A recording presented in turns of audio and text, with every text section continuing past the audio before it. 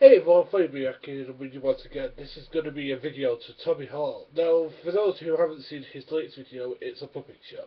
I mean, the sock puppet show. Now, I'm going to respond to everything he says in it. Now, he says the following terms. That, again, random mutation. Now, he doesn't seem to understand that evolution isn't random. Okay? People use the term who don't understand the evolution use the word random mutation. Again, it isn't random, it's natural selection. And that isn't random. Again, what nature does is that it takes it is that if a creature adapts to its environment, it's more likely to reproduce itself because it's better to adapt to its environment. There is nothing random about it. Again, if it was random, then we would see creatures not adapted to their environment. We would see the opposite of that happening. Okay, that's what evolution is. Now, as Fiona has told you numerous times, there's a difference between evolution, the theory of evolution, and common descent. And what you seem to be against is the theory of common descent, because all evolution is is a change in allele frequency over time in a population. That's it. We can detect that happening. We know that happens. We know that that happens. The theory of evolution, however, is about bacteria to its environment.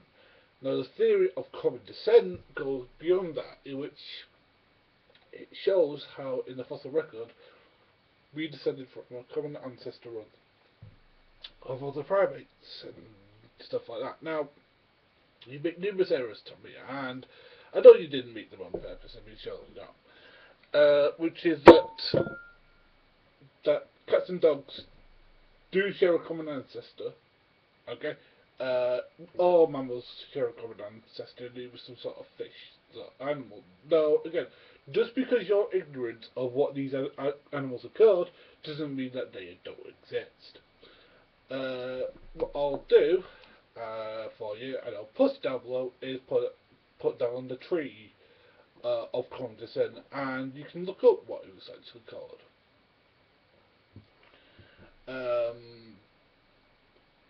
Okay. Next,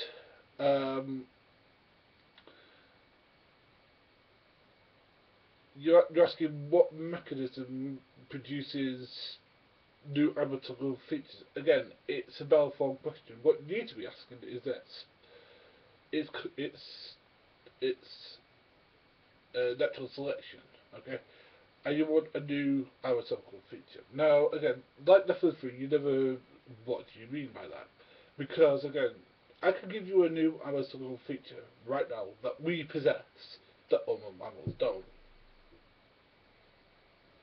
That's a new anatomical feature. No other mammal has them.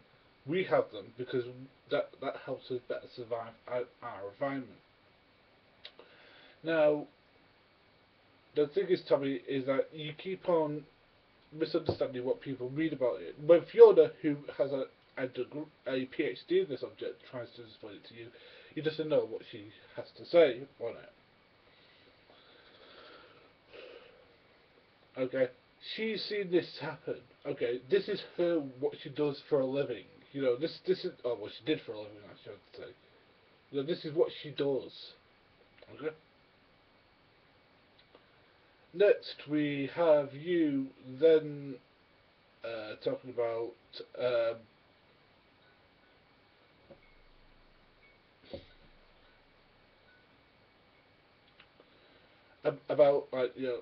a straw man of or people who sets evolution's position, where you go on about that again. We don't know these things, and we are always about profanities. Again, we don't. Again, evolution in itself is provable, and it's not just by the books. It's by the actual living world. All you need to do, Tommy, is not look in the book. All you need to do is go to your local museum, go to there, and ask them to talk you through the fossils. And they'll explain to you how old the fossils were, where they were found, who found them, what dating method they use to produce it, how that dating method works, all that stuff.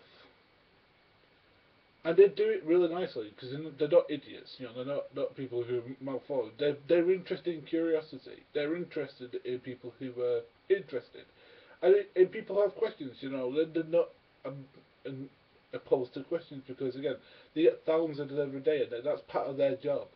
They can talk you through it, or even better, go to your local university, go to the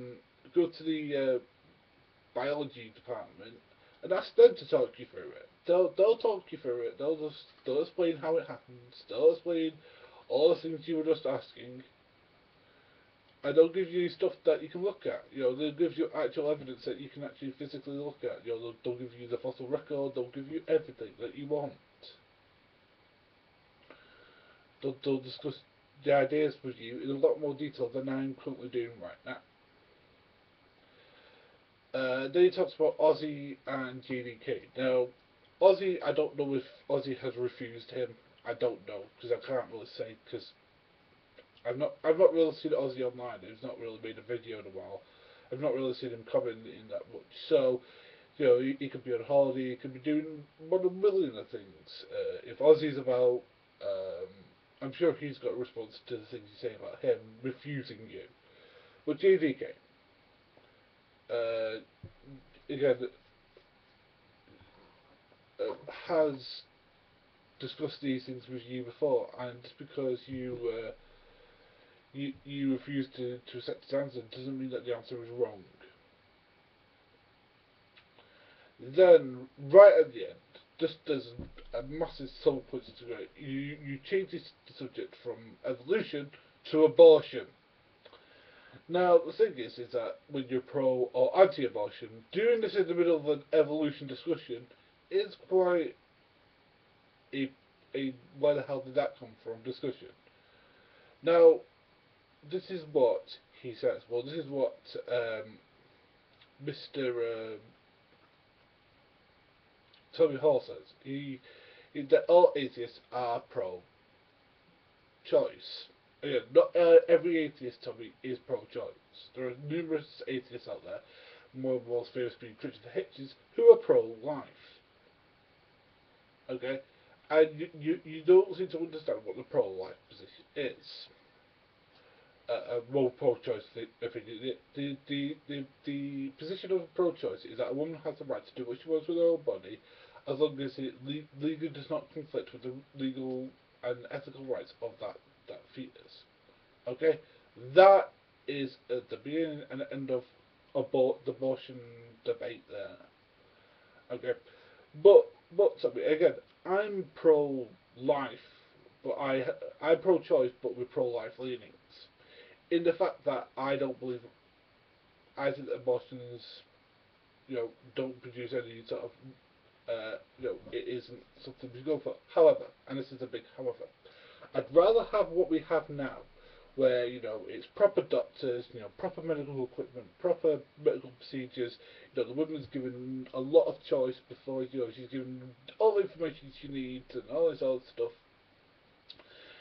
Rather than before that, and you should look into this, Tommy, because it's fascinating. You know, it's one of the things that really opened my eyes on this. Is look into what happened before the abortion clinics, before abortion was accepted. Abortion still happened. We don't have the numbers because it was illegal, but they still happened. And let's not talk about the coat hangers. Let's not talk about, you know, the backyard abortion clinics, which again, if you've ever looked into, there's horrendous stuff that happens there. Horrendous. Because these people aren't medical professionals. They don't give a they just care about the money. They just cared about the money. But instead, I'll invite you to look at something that I looked at that was really eye-opening to me. That a lot of these people, to invoke, if they didn't want to visit backyard abortion clinics, would visit somebody who would be basically the modern equivalent of Walter White, right? They basically, what they would do is that this person would conjure up a chemical concoction. Now, this chemical concoction was made of a lot of stuff, Like some of it magnesium, some of it potassium, some a lot of stuff that frankly ain't good for you to ingest. And the woman would ingest this, or would put it in places that she really shouldn't. And you know what this would do on more than one occasion? Kill them. Or and they would kill them if they were very lucky. If they were unlucky, it would basically tear their insides out, and the woman would be basically a physical cripple for the rest of her life. That was the worst that happened through the chemical method. So which one would you rather have, Tommy? Would you rather have that the woman is treated in a medical facility where she's given tons of information, where she's given the choice, where she's given now you can say, well, I don't agree with her having the active abortion, I think she should have it, but that's fine. Okay, so you know what the best way to promote that is to have the current abortion method now where that actually happens. Where they're actually given information, where they're actually given choice. Rather than back in the old days where that didn't happen. Okay, now it says to be concluded. Well, it is concluded, I will respond. But tell me, when it comes to evolution, right? Instead of saying that evolutionists go around acting like indignant idiots, like you seem to have this person who I can't look up the other person's name. Well, instead of listening to that, why don't you have to listen to actually there are actually some lectures on here that I think you would find fascinating by some Christians actually.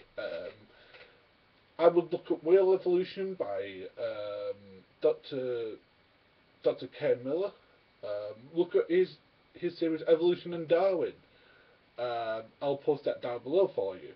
Excellent series, excellent series. He talks about evolution. He talks about the Dover trial, which is something that you might want to look into. He talks about a lot of things, and he's somebody who isn't only a PhD doctor.